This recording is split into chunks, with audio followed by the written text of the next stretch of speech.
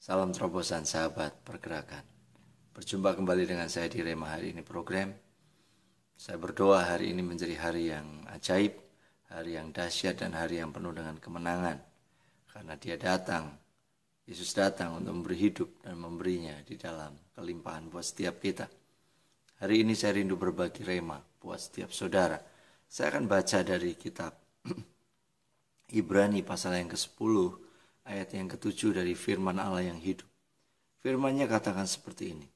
Lalu aku berkata, lihat aku datang untuk melakukan kehendak-Mu dengan mengorbankan hidupku sebagaimana tertulis di dalam Alkitab. Saudara, kenapa hidup Yesus begitu efektif, begitu produktif dan begitu maksimal? Karena dia mengerti kehendak Allah di dalam kehidupannya seperti yang sudah disampaikan di dalam firman-Nya. Hal yang sama juga Tuhan rindu kita genapkan kehendak Allah di dalam hidup kita atas generasi kita. Tuhan rindu kita bukan cuma menjalani kehidupan yang tanpa visi, tanpa kehendak, dan tanpa arah. Tuhan mau hari lepas hari hidup kita begitu maksimal, hidup kita begitu ajaib. Kenapa? Karena hari lepas hari kita lakukan kehendak Allah pada zaman kita. Saudara, kehendak di dalam bahasa Yunaninya itu dari kata telema.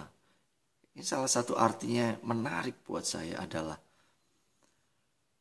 what God wished to be done by us. Apa yang Tuhan ingin kita lakukan. Itu kehendak Dia buat setiap kita.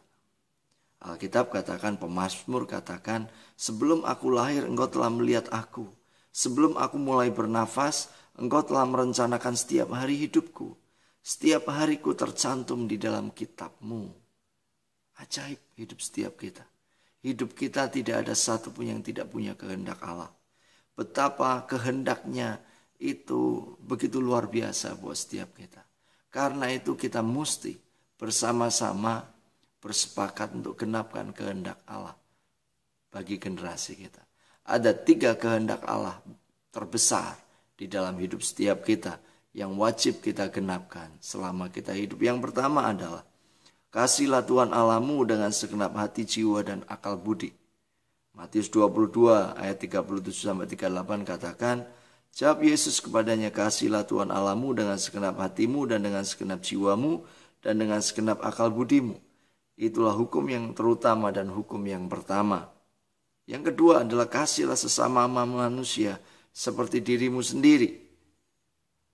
Matius 22 ayat 39 katakan, dan hukum yang kedua yang sama dengan itu ialah kasihlah sesama manusia seperti dirimu sendiri.